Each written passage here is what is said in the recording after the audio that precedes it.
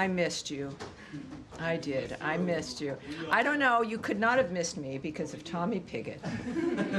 Thank you for taking care of him, being nice the first day and not so much the next day.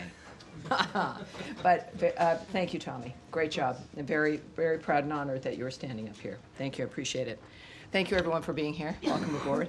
Daphne smiling. That's a good sign. But she's always smiling. That might be a bad sign. I don't know. We do, of course, have a statement and a few announcements here. And thank you again all for being here. We condemn the heinous murder of 2 staff members from the Israeli embassy in Washington, D.C. last night. Every day we talk about in this room the aftermath of one of the most obscene attacks on Jews in history. The October 7th massacre was a reminder to the world that Jew hatred and murder is the hallmark of terrorists and monsters around the world. The envy feeding this hate is thousands of years old. It is now the 21st century, and it is time for the barbarity to end. While this obscenity happened in Washington, D.C., we have a president and a secretary of state that recognize the importance of saying, enough is enough, and genuinely, never again. There is a reason why we stand in solidarity with Israel. There is a reason why we stand with our partners at the Israeli embassy. And there is a reason why we stand with the Jewish people here in the United States and around the world. Because America has a history of not allowing the monsters among us to destroy life, the future, and everything that matters. The Department of State's Diplomatic Security Service is providing ongoing support to the D.C. Metropolitan Police Department and their investigation of this incident and coordinating with other federal and local law enforcement partners. As Secretary Marco Rubio has said, make no mistake, we will track down those responsible and bring them to justice. Our prayers go out to their loved ones. Sarah Milgram and Yaron Lashinsky. Sarah Milgram and Yaron Lashinsky, may their memory be a blessing. Now, on Capitol Hill this week, Secretary Rubio went before Congress to share how we are implementing President Trump's vision of an American first foreign policy. He made clear that America is back and that securing our borders, making communities safer, and combating criminal cartels are once again key priorities of our foreign policy. He also explained how the fiscal year 2026 budget request for the Department of State will enable the department to deliver on President Trump's foreign policy agenda that makes America safer, stronger, and more prosperous. The budget request in the State Department's reorganization will ensure our ability to respond to the challenges of the 21st century on behalf of the American people. And now finally, ahead of Memorial Day, which I know we're all looking forward to, I want to recognize and honor the Americans who gave their lives to defend our freedom. Their bravery, service, and sacrifice represent the very best of America. The heroes of this country would have preferred long, enjoyable, quiet lives, but instead they answered the call when we needed them the most. Every day that we simply enjoy is due to the sacrifice of the men and women who died on the field. We will never forget those who've given all to defend our country, our way of life, and the American people. God bless all who have served and are serving our nation. And now, ready for your questions? Daphne, yes, ma'am. Following the shooting last night, are U.S. embassies on any sort of special alert or thinking about any change in posture?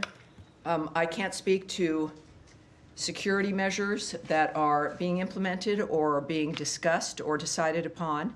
What I did note in my topper is that, in fact, we are working certainly with the D.C. Metropolitan Police and the security of this building, of American diplomats, of diplomats throughout this city is of paramount importance to the United States of America. We act on that every single day, and certainly we're continuing to do that today and in the days that come as well. And has Secretary Rubio had any conversations with Israeli officials or the Israeli ambassador today? I can't remark on the specifics of any conversations that have been had, but I know that, of course, you've seen his messages, the tweets, and of course, we will hear, no doubt, again soon about the nature of what's transpiring. But I can tell you that He is, as all of us are, is heartbroken. We're all affected by this. It is something we deal with, in a sense, of course, every day. This administration, the secretary's work, the president's work, and often I don't know how they do it. I have maybe 40, 45 minutes with you guys twice a week, and these are issues that are existential all the time. And I know that, again, my work is made easier because I know the people running this country care about life and about the condition of our lives. And so that's the most I can say, separate from certainly specifics of who they're speaking with. All right. Yes, Andrea Mitchell. Hi, thank you very much. A couple of questions about South Africa and also Sudan, if you don't mind. In South Africa, the State Department is empowered legally with deciding when a genocide exists. Has there been an investigation that supports any such contention? Because there is no credible evidence from any authority on the ground there, in their government, in NGOs, or elsewhere that we can find to support an allegation of genocide, that white farmers are at all as disadvantaged as the crime wave there, that is a problem against blacks in much greater numbers, and proportionally even in greater numbers than whites. The fact checkers have shown that the white crosses were put up as a protest against the criminal movement and against the death of the farmers. The crosses and the burial were all part of a protest against the criminality, not as described. So what information was given to the White House, if any, by the State Department, by the experts in the field, to support what was described as an ambush widely around the world of a South African visitor who had a celebrated background as a leader of a biracial government and someone who was jailed with Mandela and who has been one of the civic leaders of a new South Africa, as troubled as their history has been and as troubled as their current situation is? Well, I would say that, as we all knew, of course, the president has been very vocal about his concern about the violence, the nature of what's been transpiring in South Africa. The president did not come to the United States of America unaware of the position and the posture of the president and of the Secretary of State and of his administration. So I would argue against very much that there was some kind of an ambush. South Africa also has been facing a dynamic where there's been regular criticism, ranging from not just the collapse in some ways when it comes to the violence in civil society, but then the referral of Israel with the ICJ for the issues of genocide while ignoring Hamas, cozying up to Iran, the general choices that they've made. In the meantime, also, of passing a law that has allowed them to take property, to possess property of white Afrikaner farmers with no reason. One element is equity. And so when you're passing laws like that target a group, ostensibly sending a message to the population that these people have a price to pay, there's something that they need to be doing, that they deserve to have their land taken, combined with the chance of kill the Boer, the massive rallies where encouragement of violence is prevalent and is at the core of it, in addition to the associations South Africa and its president have chosen to make, like with Iran and their actions against Israel. It creates a picture that is worthwhile having a conversation in the Oval Office. And that is, I think, it is the transparency of the president, certainly both leaders aware of what the concerns have been and what the arguments have been. So I don't think President Ramaphosa was somehow surprised or shocked at the fact that we have an honest man who's in the White House who's spoken and continued to speak about violence and the trajectory of South Africa. Well, what I'm just suggesting is that the facts matter with the credibility of the president, and that as it was explained in the Oval Office, and it has been explained elsewhere, that is a minority party, a protest party that is legally permissible, but that the white agricultural minister said in the Oval Office, that's why we joined the coalition, to make sure that they didn't get into the parliament, that they don't have power. They've been, they've been Well, in opposed. the nature of the weeds of something like that, where that individual, you saw also the larger video of the thousands and thousands of individuals in a stadium framework. And I think that what Americans in the world and what South Africans see is a movement and an attitude that is not only not punished, But it's not but a majority reinforced, movement. but Andrea, reinforced with a law that says, oh, those people that you're calling to have be killed, yeah, let's take their land. Who does that? Who does that in the midst of that environment? And I think that when we think about, I'm not certainly going to get ahead of the president. President Trump is someone that the world knows, says what he thinks and acts on what he thinks. But I think that it was very clear, and he's been clear, as has the secretary, about the problems with South Africa, the nature of the signals it sends, the quality or lack thereof of life, the fact that we have taken in refugees, very basic standard of looking for asylum. They've met that standard, and it's more than just complaining. It is about acting and finding Well, an now that you element brought that that where up. we can make a difference for those people. Taking of the land, first of all, it's with judicial review when it has happened. It's not. Now, let me not correct you right that- there, Andrea, and then I'm going to move on. This particular law they tout has not even been implemented yet. That's correct. So it's not about judicial review. The law, if you have a judicial review of a law that says there is no standard, well, then you'll have judicial review of no standard. But they have not taken All right, the land. but this, and it is in part, I would argue, because of the global attention that has been placed on them because of President Donald Trump's attitude, his comments, and bringing attention to that framework in general.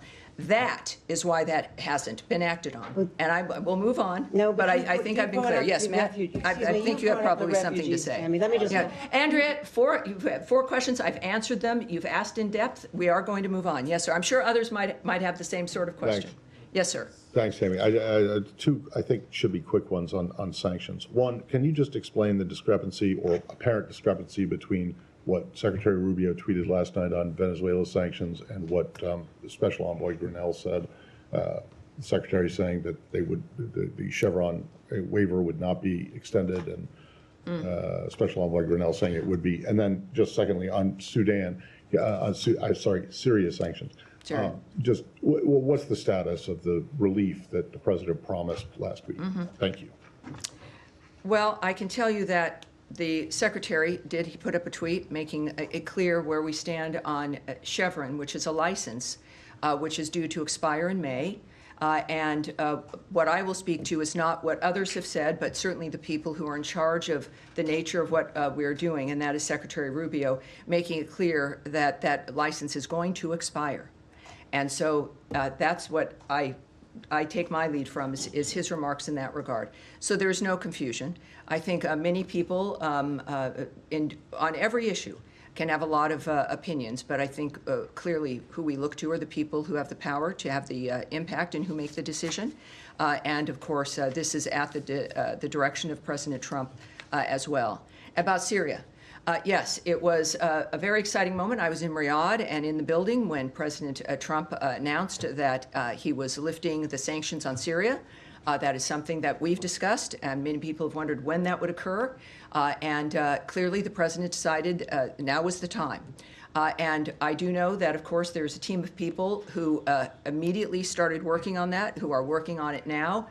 There is, of course, it's worth noting that the president has some powers in the nature of what can get done, but sanctions are administered through different departments in this country. So his was a message, and certainly the order to reverse our dynamic, to remove the sanctions, which involves departments like the Treasury Department. So it is a process that will take some time, but as we know with the Trump administration, that they've sped up the train a bit. And they understand the importance of getting things done quickly, and that is the intention of getting things done quickly as they take the order from the president from that afternoon. And we're working on it. It's been a week. But I do think, because of not just the urgency, but they understand the urgency, but of the recognition of this administration, the government as a whole, of how the president works, that things have to happen and should happen as quickly as possible. So all I can say is, without a specific date, is it will be done quickly, and certainly more quickly than we're used to. Thanks. All right. Yes, ma'am. Can we go to Gaza? Sure. Secretary Rubio said in one of his hearings on the Hill that he had met with the World Food Programme in Rome. I just want to get clarity on whether this means that the current U.S. policy is for the UN's leading food organization is like that they will remain the main food provider for Gaza, hence his meeting with them, or whether that... You're reading an awful lot into a meeting. It would be good to that get you've heard more about. detail on it. Sure. Given there's a lot of reporting on heated conversations between humanitarian aid organizations, Sure. discussion over this new Gaza Humanitarian Foundation, and I've got one more after that. Sure. Well, Secretary Rubio visited with Cindy McCain, who leads that program. And he doesn't visit personally to shut something down. It was, from what I know, a very good meeting. I cannot share the details with you, as you might imagine. But I think that regularly we should view the nature, and certainly after the rhetoric the Secretary has used and the actions that the State Department has implemented when it comes to our continuing commitment to life-saving aid around the world, and certainly food aid, is that I would have expected, since her office is in our embassy at the Holy See, that is a meeting that should have taken place and did take place. And I'm looking forward to the nature of that kind of a conversation and what can come from it. And we'll see. But it was that entire visit was very good. I think very certainly we went to the inaugural mass with the Pope. But overall, it was a recognition and a commitment, seeing this from the Secretary, being there as he is a practicing Catholic, but also knowing how each part of his work mattered and also was implemented on that trip. The nature of what the importance of Italy, the importance of the Vatican, the importance of faith, and the nature of his work in the process. And of course, that meeting was part of that work. So it's just part of looking at options? I'm not going to speculate or guess. I'm a little psychic, but not enough for that to answer that specifically.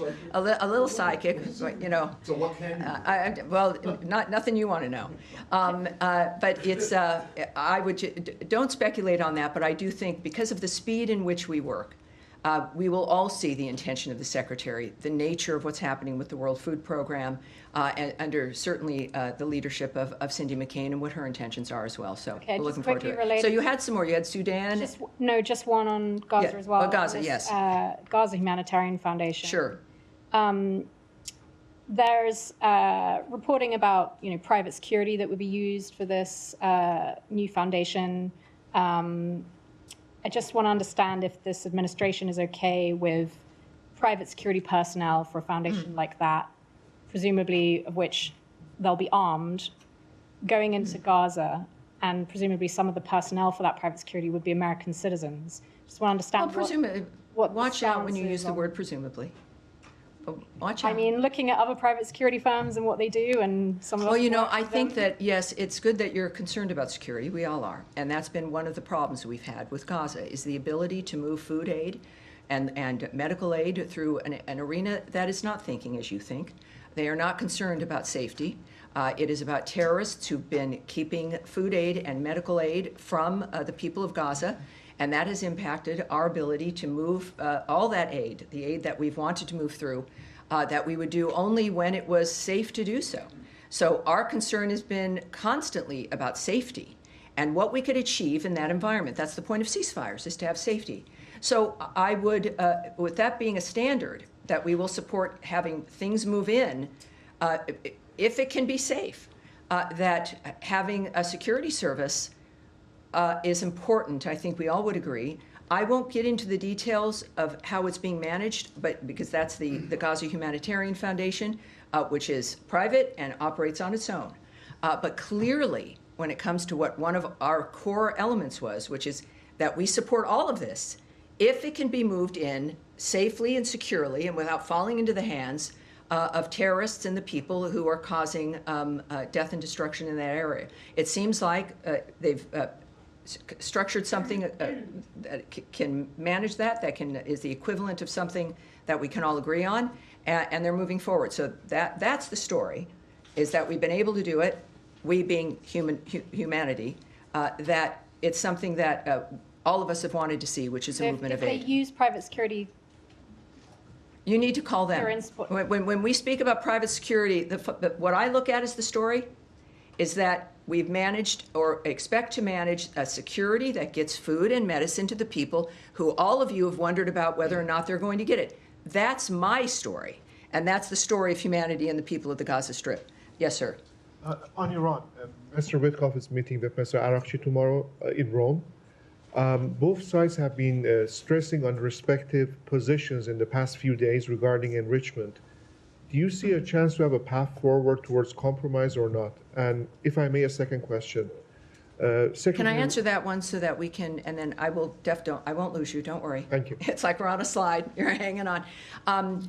Yes, what I can say is that we've made it clear on every project we're working on, certainly including Russia and Ukraine, that our involvement is really because we feel we can make a difference, and that's why we do it.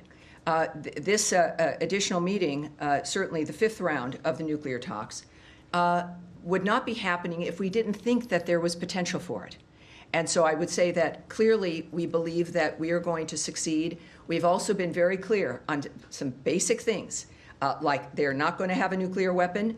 They've been very clear, most of our leaders have been, who have spoken on it, that this is about no enrichment, and the Iranians are at that table. So they also understand what our position is, and they continue to go. So we feel something's good enough for us to continue this work. Second Yes, sir. question. Secretary Rubio this week at the Senate Foreign Relations Committee said that the past four meetings have been focused on enrichment only. So other issues like the Iran's support for the proxies, which is like a concern for the regional countries, are those issues going to be discussed later on, or are they going to be part of another round of discussions? Well, I'm not, again, part of the negotiating team, won't discuss what might be the plan. But just like an issue of needing a ceasefire before you discuss what the land is going to look like and what the nations are going to be doing after the fact, there's points that you have to get to before you discuss elements that might not even be a factor if you can't get to the bright line that allows us to move forward. And that bright line has been enrichment, certainly not getting a nuclear bomb, and those things have to be addressed. I say this because that's what I've seen them do, and being very specific, which is fabulous because nobody's guessing at what the goal is. But of course, considering the generational issues involved, this is, and the president has said this about everything he's worked on, with the generational issues involved, that these cannot be solutions that last 6 months or are able to be broken in 18 months, or in 3 years, your 15-year-old is suddenly pulled into a war because now they're 18.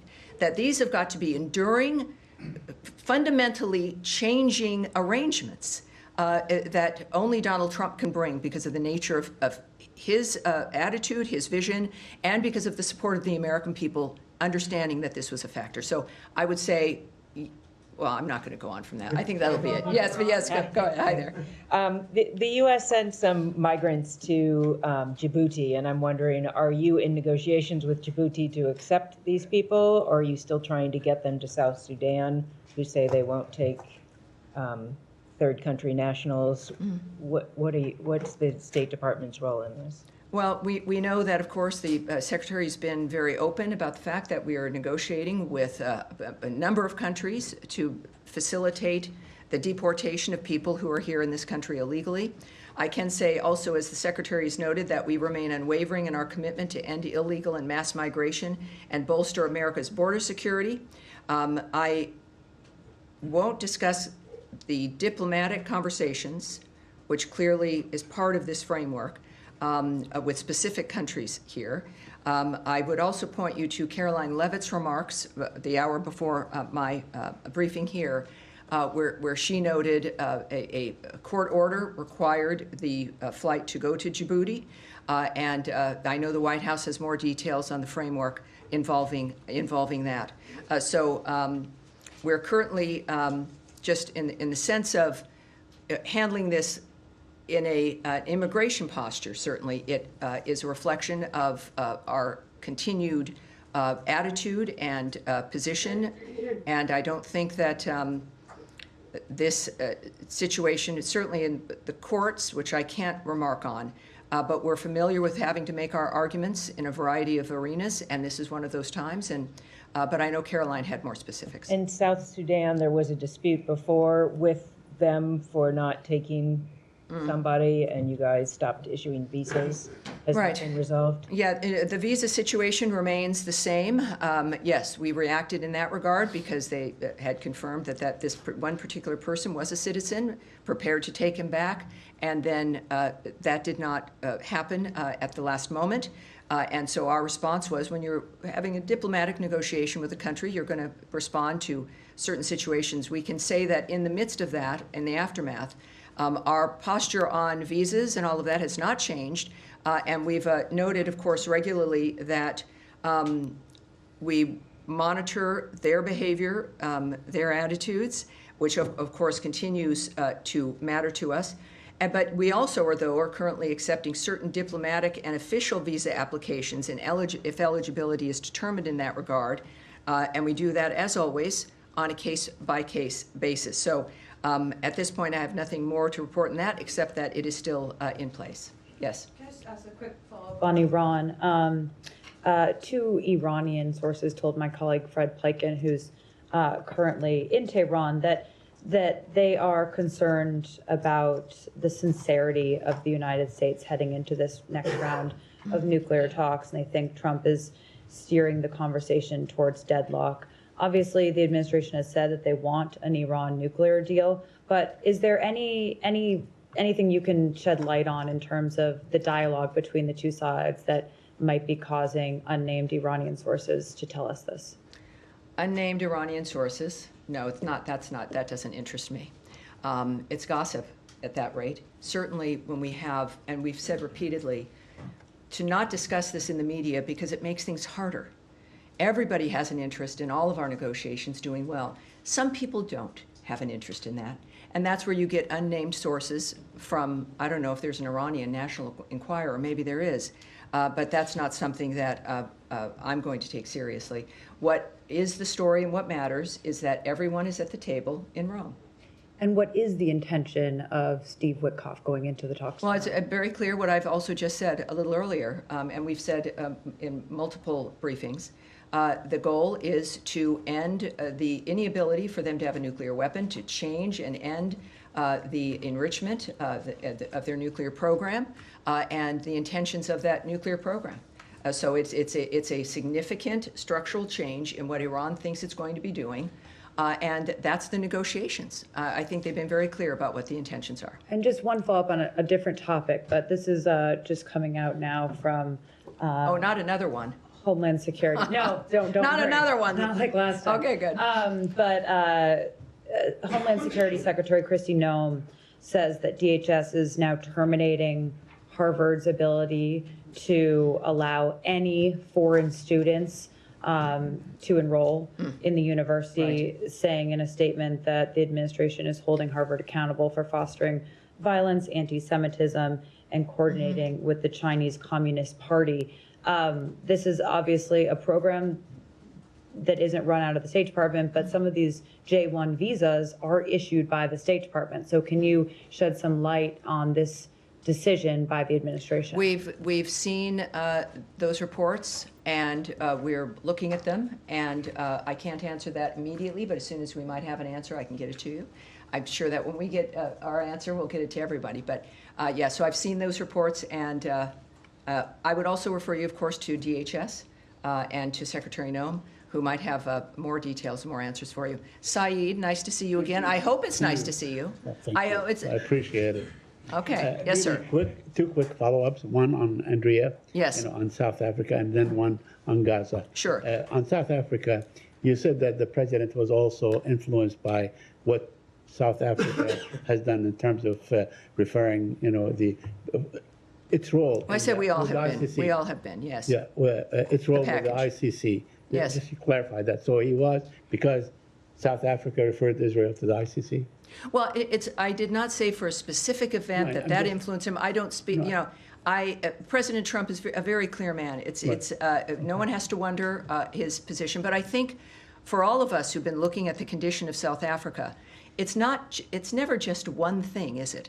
It's a number of things. I'll finish. I know you might not be liking my answer, but I'll finish. Saeed, it is a series of things that point to the intention of an administration or of a regime, and it is usually consistent.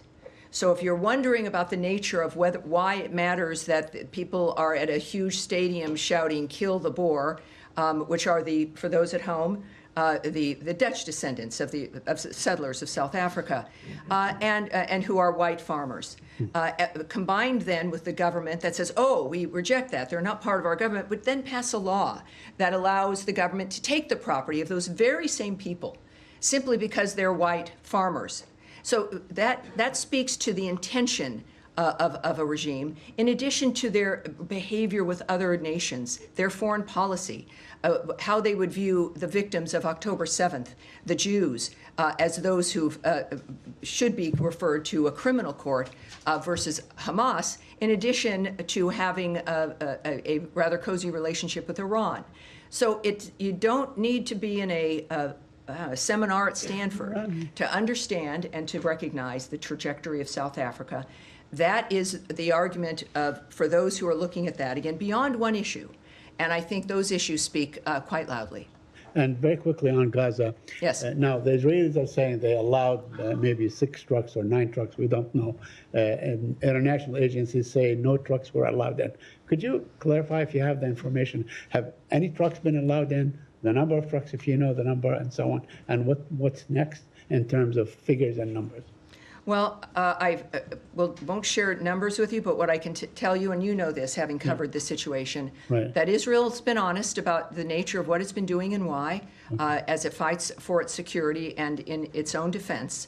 There's, if you're getting a report from Israel about the nature of what has moved into the region, I would suggest that you should take that report seriously. I think that everyone knows that the eyes of the world are on that region, and at the same time, the story is, what I would argue, is, as opposed to the numbers, is the fact that aid is moving in to Gaza.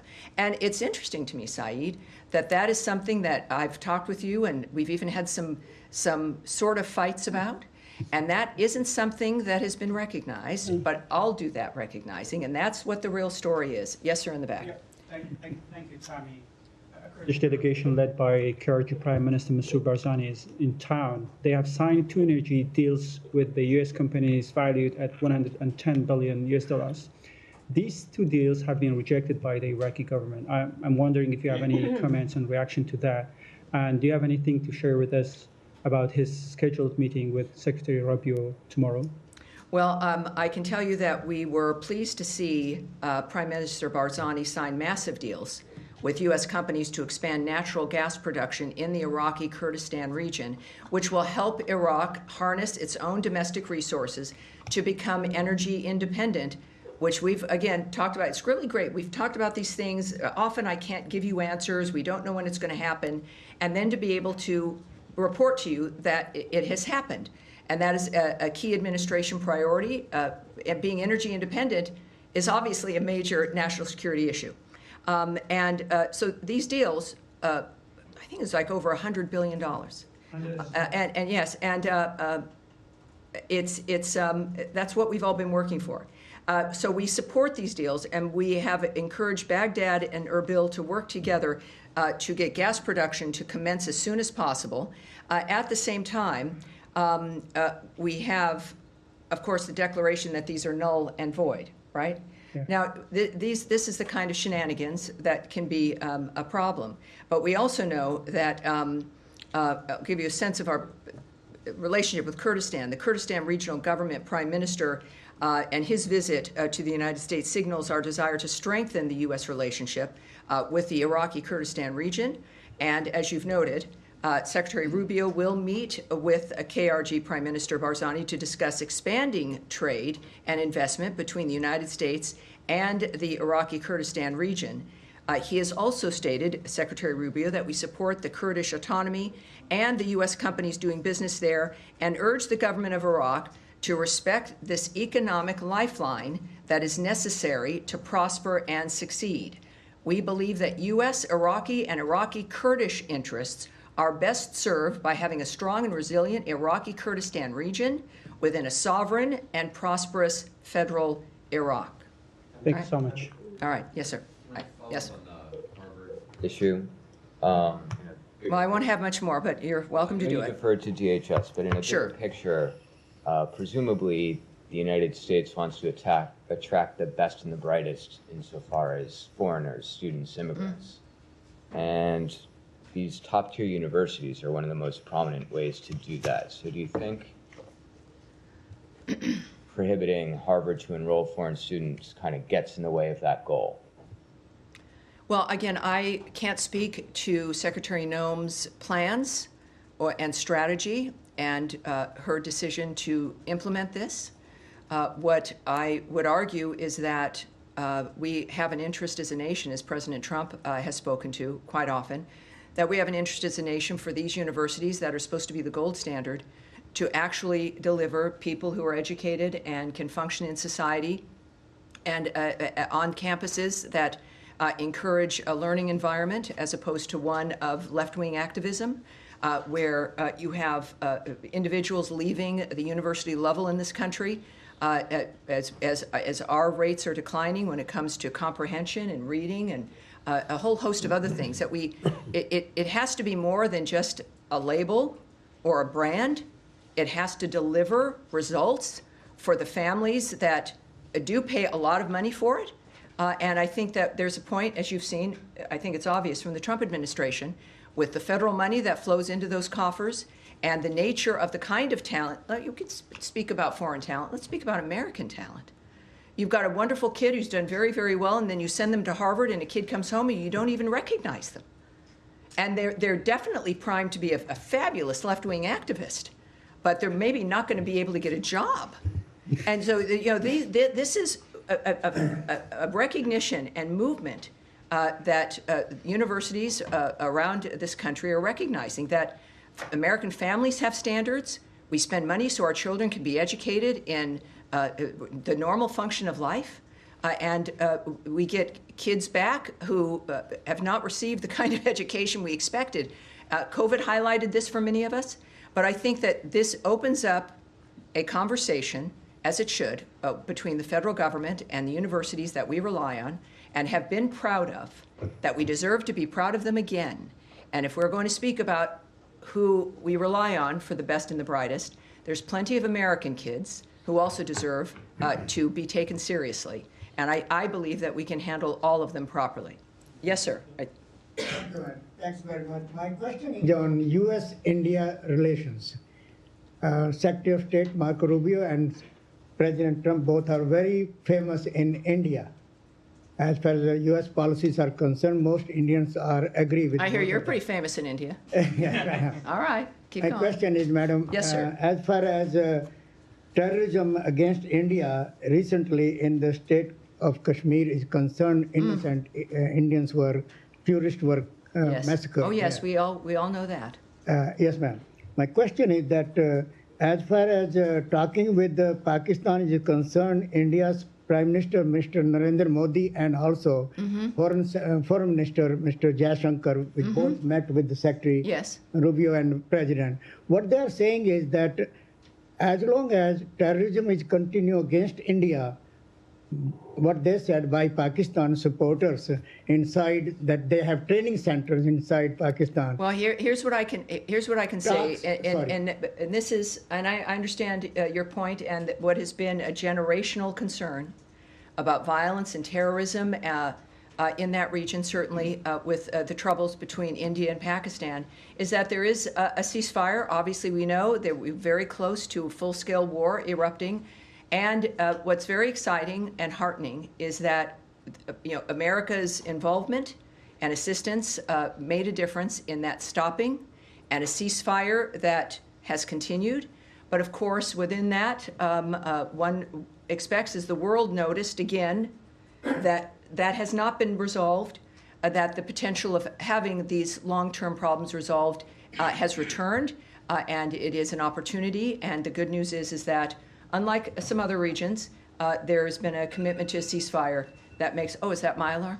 I said, thank you. I should ask you to put on your alarms. It's like, oh, Tammy's done. All right, we're gonna have, all right, we'll have one more in the green jacket in the back. Yes, ma'am. Thank you, Tammy. Make sure her mic is on, just as she's in the back here. The sound here is. Two quick questions, two quick. Do you have any update on the peace deal agreement between Rwanda and the Democratic Republic of Congo, when we will see this peace deal signed? And also, can you tell us if both President Ramaphosa of South Africa and President Trump finally managed to overcome the difference, and we will see United States and South Africa working together? Well, I'll answer that one first. I think the meeting with the South African president in the Oval Office speaks to President Trump's generosity. And the fact that any leader feels comfortable going to meet him, even with difficult conversations, and sometimes the problems that happen between two nations with different attitudes. So the fact that it's President Trump means, of course, there's always hope. It means, of course, there'll always be something for the future. And speaking of the DRC and Rwanda, another very good example of something that has been a generational issue, that we are, again, it's a long process, but they are taking the steps that we've asked of them to take, and that's also very promising. We can look for an update when it comes to what the new dates are and what else is expected, but what I can tell you is that continues.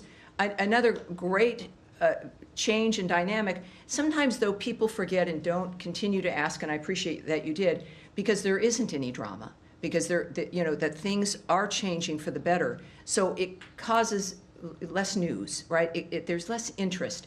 But it's worth following up as we watch these particular issues resolve, as, of course, the news is taken up by other issues.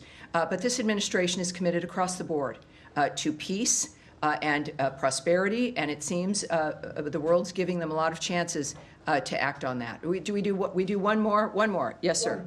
My Italian friend right there. Two more. Yeah, thank you. Yeah, indeed, one is on about Italy.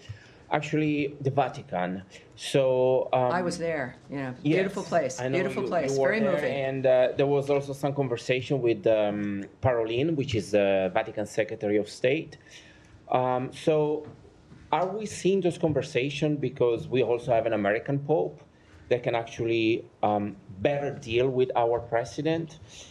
And how close are we to actually the negotiation at the Vatican? And then I have a second question on Russia. Yes, obviously the condition of the world existed before our new Pope Leo. I'm not a Catholic, but I'm very moved by the nature of that faith, and it was just a beautiful experience to be there.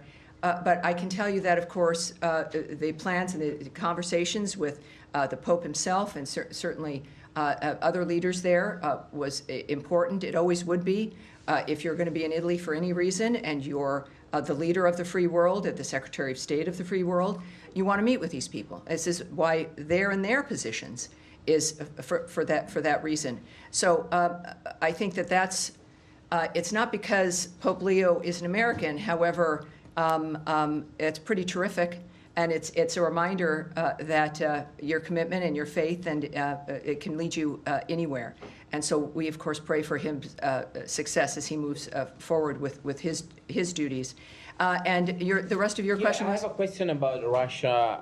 I mean, not about Russia. I'm so sorry. Good.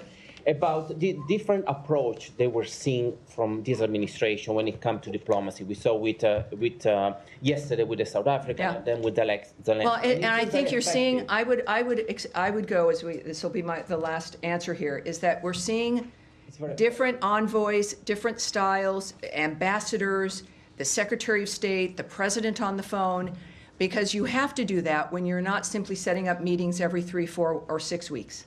That you're having meetings to make specific steps and have specific progress and deadlines because you're a business person and you know what's possible, or you know humanity and you know it's possible.